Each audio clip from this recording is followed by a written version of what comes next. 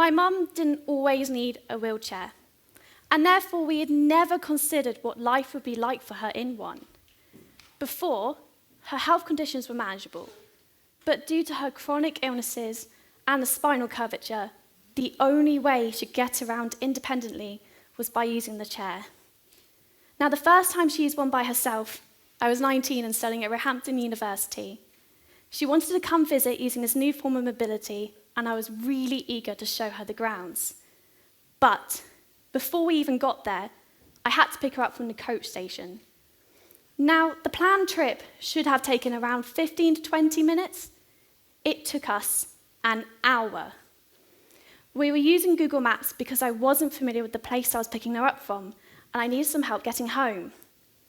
The first direction told us to head towards this horrible rusty bridge that was steep and had lots of sharp corners. It was fine for me, however, it was a footbridge. I knew there must have been a different way around, but as I started to zoom in on the map, I couldn't make out if a different route could cater for the chair. So we just wandered around until, to our surprise, we found a path around the bridge. But this now meant we were 20 minutes away from our bus stop, which was just on the other side of the road. And in this situation, when you're tired and you're stressed, that's like seeing water in a desert. So after a long delay, and again, to our surprise, we thankfully found a path and got to our bus stop. And then a bus came. A big, red, beautiful bus, and then left with it rammed full of people on it. I looked at my mum, we composed ourselves, and we waited until another big, red, beautiful bus came, and this one stopped for us. And it had plenty of room, and we were so excited to be finally going home.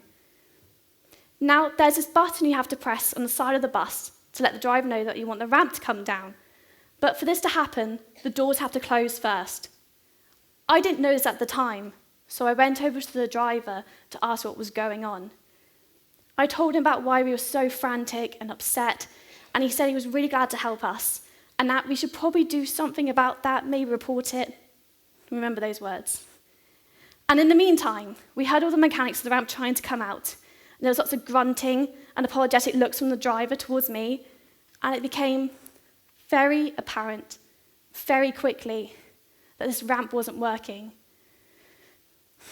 With that, we had to get off and again make a new route to the university. I decided to see if TfL had any tube or train stations nearby that were step-free. Aside from the fact that it was a long and daunting search, there were none that nearby that were accessible.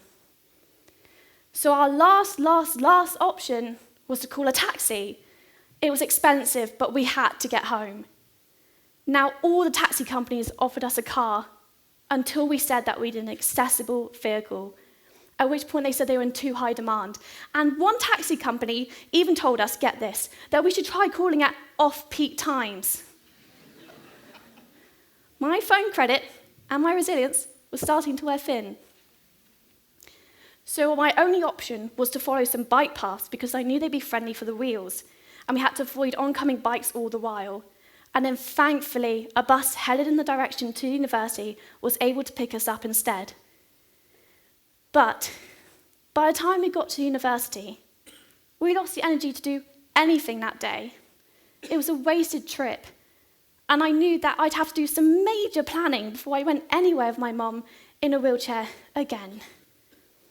And this was particularly important because I wanted to plan my mum's birthday trip out. Ahead of this trip, I decided to see if there were any accessible route planners, something to make the journey less tricky, completely step-free. Now, I understand it wouldn't skip the buses or make the taxis less busy, but it would avoid the long TfL search. And unfortunately, there weren't any. Some companies and organisations were close to creating one, or to their credit, had done so, but none of them had the capacity to achieve the same result as Google Maps did in giving directions. Now, Google Maps has over 20 petabytes of data, which, if you're wondering, like I was, is the equivalent of storing 80,000 photos every day across your entire life.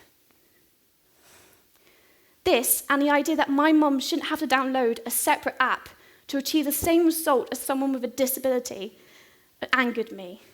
And I knew that her health was getting progressively worse, and we'd be looking at what is now a future with wheels. So skip to August 1st, when I told the news to my mum. Good morning, Mum, happy birthday.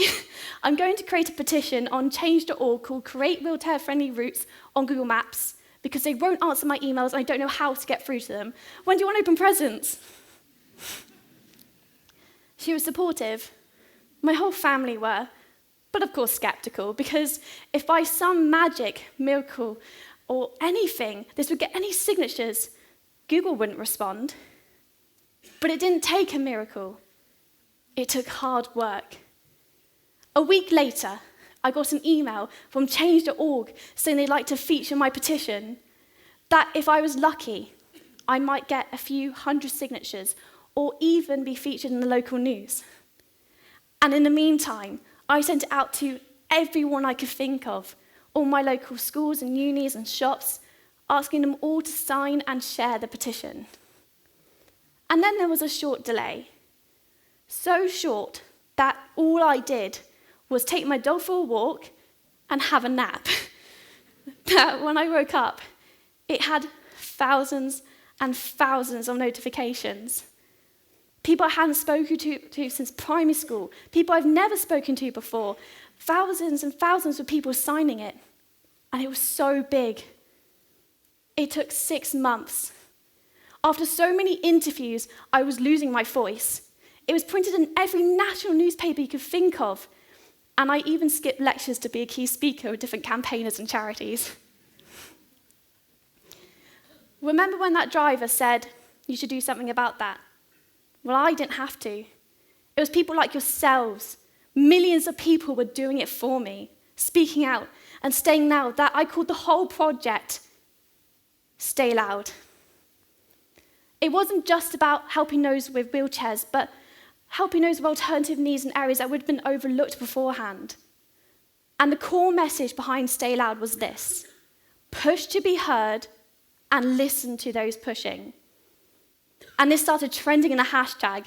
It went viral. It was up there with the big names and the hot topics, and I couldn't believe my eyes. And then, after 300,000 signatures, I received an email from Google asking to go to their headquarters. I, a girl from Somerset, somehow got Google's attention, and all I could think was, shit.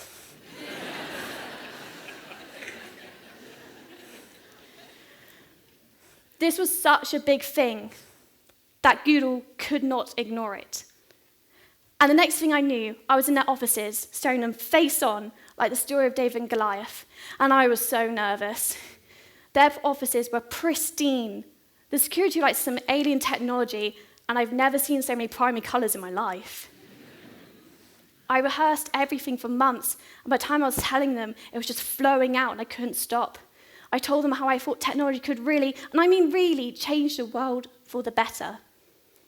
And they listened, and they agreed. But they didn't give me the answer I wanted. Instead, they showed me this initiative called Local Guides, where you can rate the accessibility of a location, but not how to get there safely. And with this, I promised to keep on campaigning until they heard me and did something about it. And that's exactly what I did. I stayed loud. I went back to everyone who signed a petition and gave them updates through blogs. I started an online protest, and I even got online sponsors to promote the petition out there to millions more people. And then, it was through this pushing and this campaigning and staying on the radar that Google finally announced they were going to create wheelchair-friendly routes on their maps.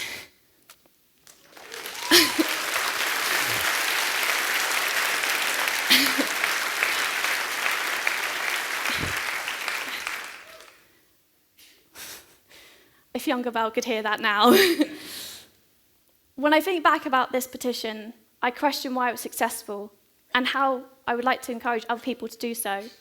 And I can identify 3 things that all link in with changing our approach to change. And I'd like to share them with you today.